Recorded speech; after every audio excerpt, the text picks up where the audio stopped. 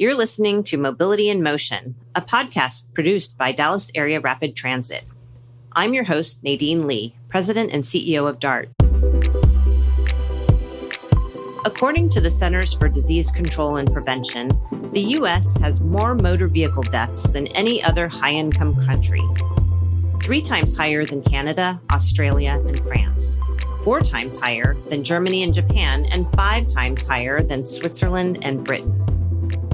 And while most of these countries' traffic death rates are going down, the statistics in the U.S. are going up. There are a lot of different theories on why this is happening and what to do about it. And today we are talking to Dr. Patricia Tice, who is looking at this issue from the lens of human psychology. My name is Dr. Patricia Tice, and I have been a transportation engineer and a planner and a researcher for about 30 years now. According to Dr. Tice, the old way, lowering the speed limit, is not working. The standard approach is we think that if we stick a cop out there and we change the sign, everybody's going to do exactly what the sign tells them to do. Statistically, that's not very effective. I mean, there is a statistical impact, and it is really consistent. We know the effect is real. It absolutely is. It's just not big.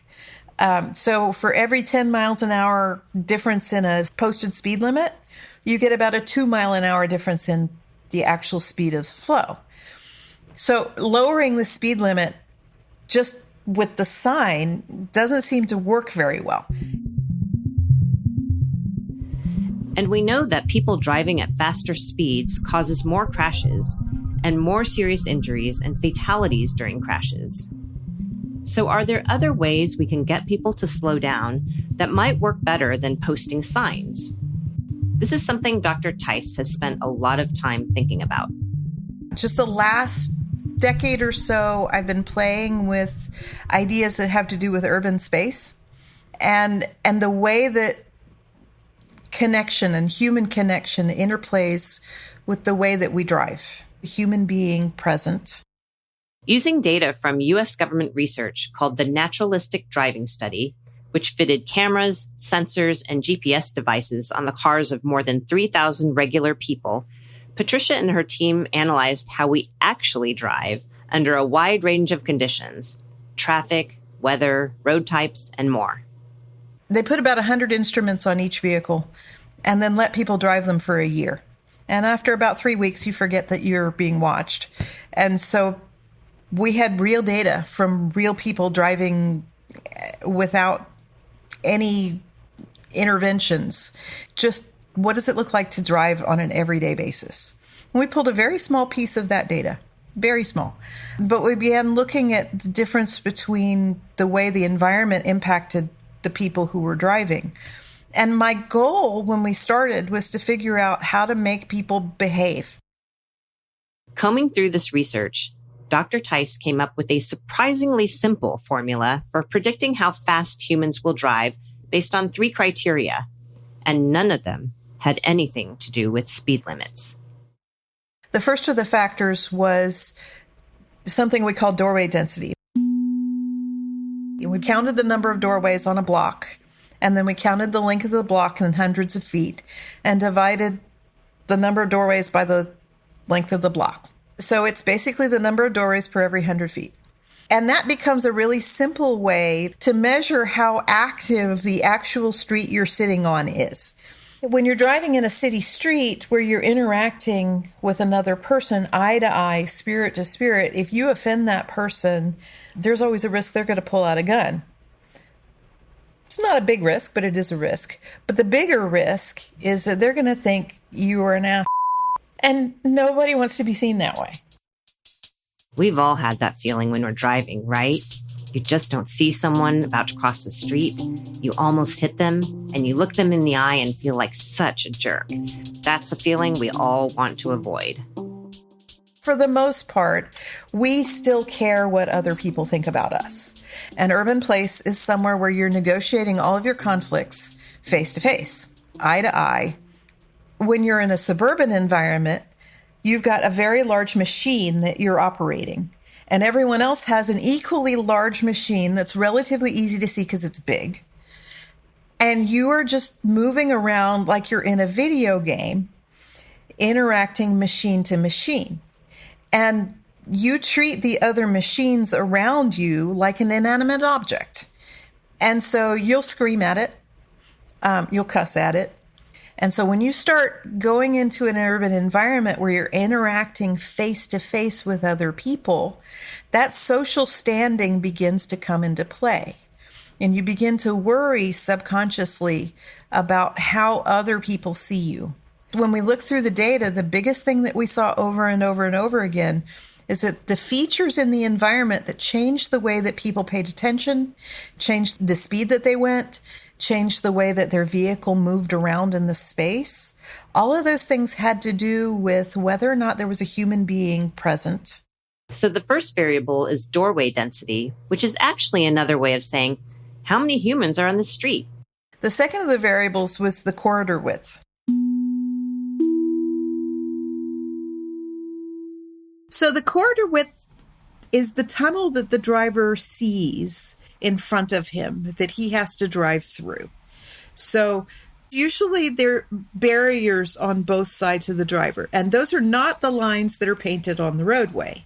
Those are things like utility poles and on-street parking and mailboxes and people wandering around, all of the flotsam and jetsam that are part and parcel of the street. You're driving your car in a tunnel that's made up of all of these stuff of life. And so when you start looking around you and you see this line of the stuff of life that runs on both sides of you, the width of that line is really what you care about as a driver. Unfortunately, it's a really difficult thing for an engineer to measure. For those of us that drive, we know that when the road is wider, it kind of feels more comfortable to go faster. But if all those things that Dr. Tice described are closer, we experience something called optical narrowing. This feeling of narrowing slows us down. There's 3 pieces to the optical narrowing puzzle. One of the pieces is parallax. And parallax is the kind of thing where when you're driving down an open road, the mountain goes by a lot slower than the tree that's next to you. Okay? And so you get a better sense of how fast you're going based on how close the things are to you. And if you've got a bunch of things that are really close, it can feel an awful lot faster. The other issue, though, that is far more important is this issue of how far you're actually looking in the roadway for people. And when you're looking for people, you're really looking only at about an area about 60 feet wide. Anything bigger than that, and it's out of your range for caring. And when I say caring, I'm not talking about emotions or morality. It's controlled by parts of your brain that really aren't talking to the parts that do talk. And so it's this automatic, this is a problem, this is not a problem. If they're outside of this range, they're not a problem. And I might emotionally care, but I'm more likely to disregard it because the likelihood of them actually interfering with my vehicle is really low. But the minute you have narrow and people together, then you've got a good reason to slow down because you've got the ability to actually interact socially with the people who are there in that space. The third one was in our data. When the corridor width got above 60 feet wide, the optical narrowing tunnel that you were looking at, when that tunnel got bigger than 60 feet wide, all of the slow speeds disappeared entirely. And it was a vertical line on the graph. I mean, there's literally a straight up and down line. Once you got past 60 feet, everything below 30 miles an hour disappeared. You start losing all of those slow speeds when that corridor width gets really wide, which is kind of scary in a design sense, because we've been thinking that, we could do things in some of these wider corridors that will get people to slow down. And it just doesn't happen. So that second variable in Dr. Tice's formula is corridor width. How close that quote unquote tunnel that we're driving through feels on either side of us. And then, of course, the third variable was just interruptions.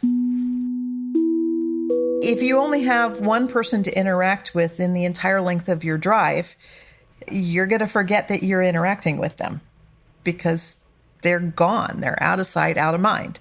You have to have lots of conflict points where you're going to be interacting, or you have the risk of interacting with people consistently over and over again.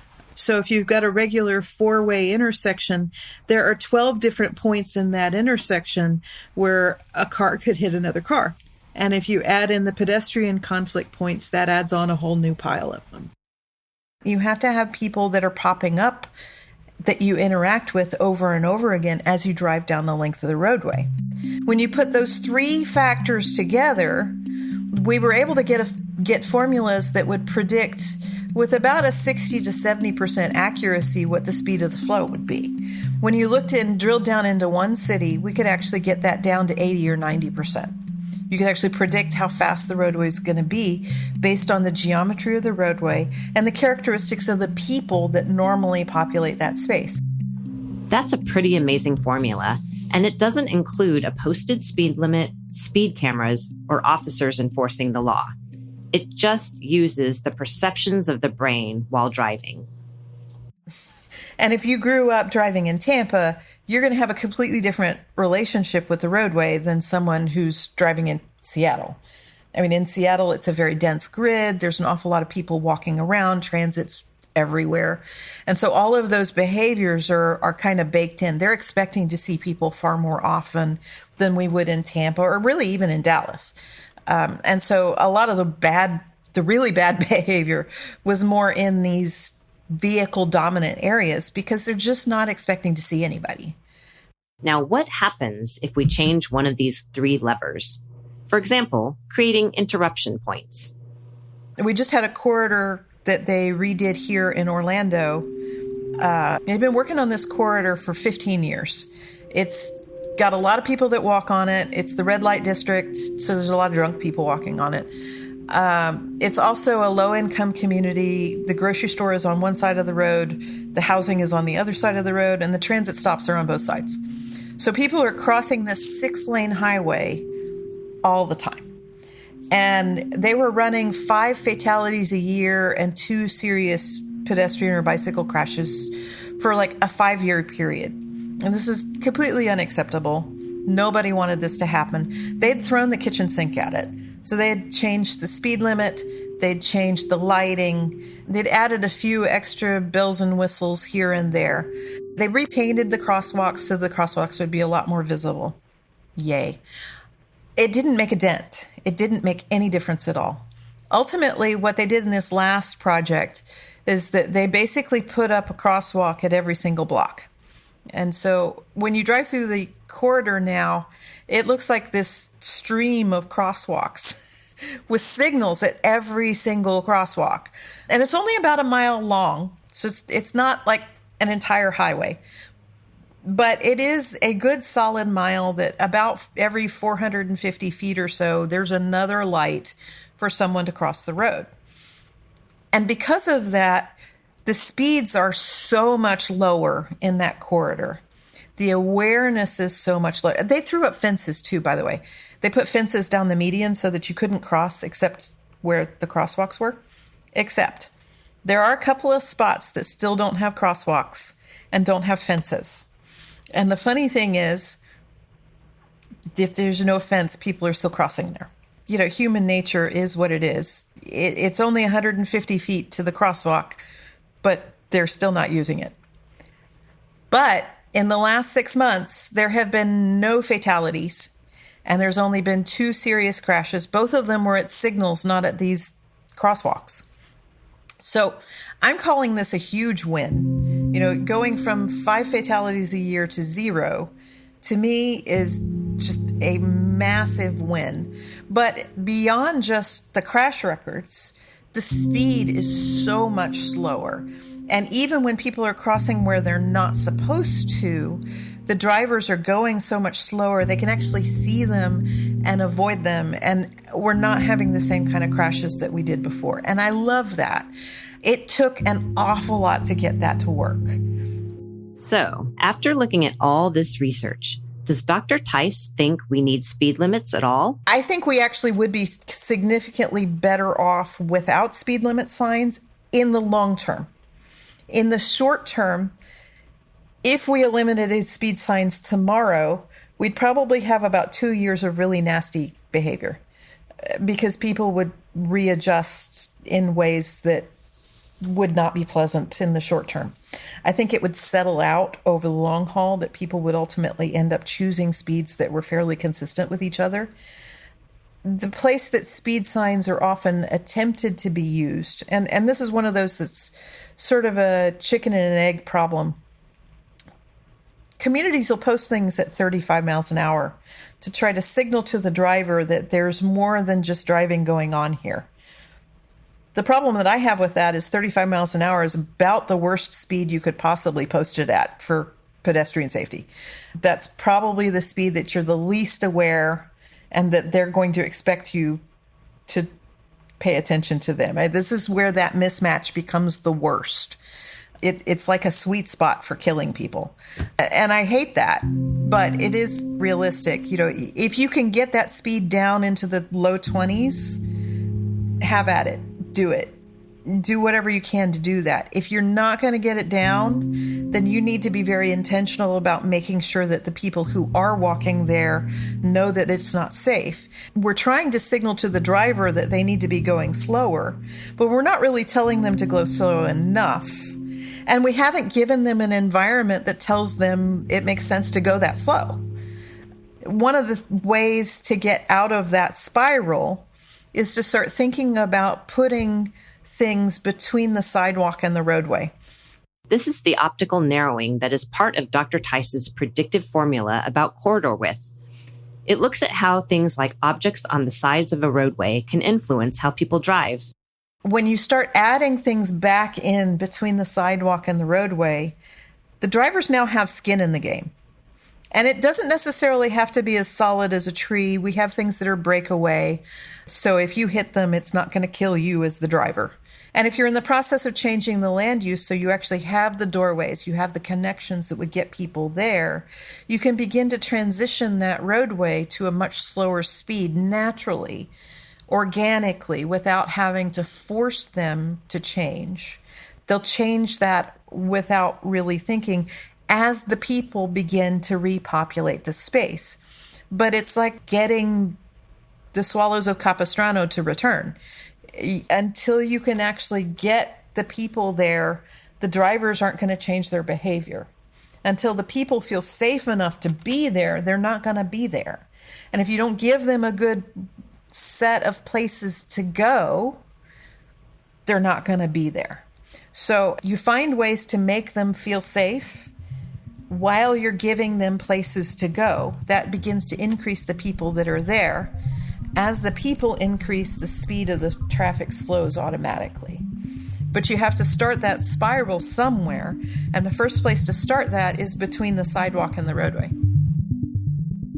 Dr. Tice's work has changed the way we think about how drivers drive, why they drive the way they do. So, what is Dr. Tice like when she gets behind the wheel? I am a terrible driver. I do this research because I am such a terrible, awful driver. I am extremely squirrel prone. I'm good at research because I'm constantly collecting a wide range of information from all around me. But that means when I'm driving, my eyes are everywhere.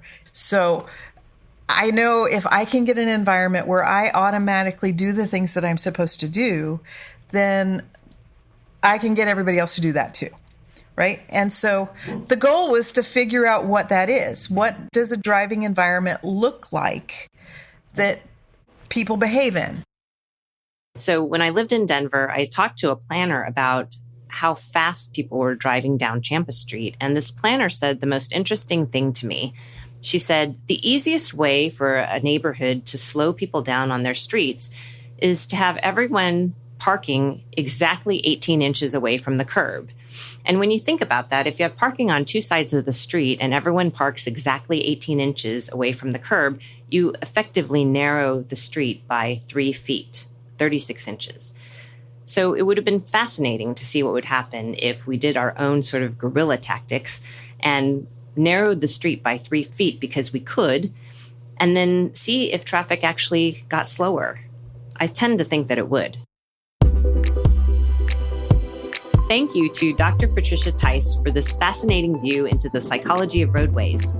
You can subscribe to her newsletter at profoundinsights.substack.com.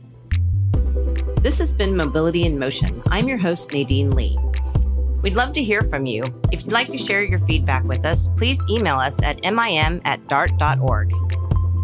This episode was produced by Nelia Lell and the Glue, edited by Jim Gates, with music by B.C. Campbell. If you like this episode, be sure to subscribe and tell a friend. Episodes come out every other week and are available on your favorite podcast platform.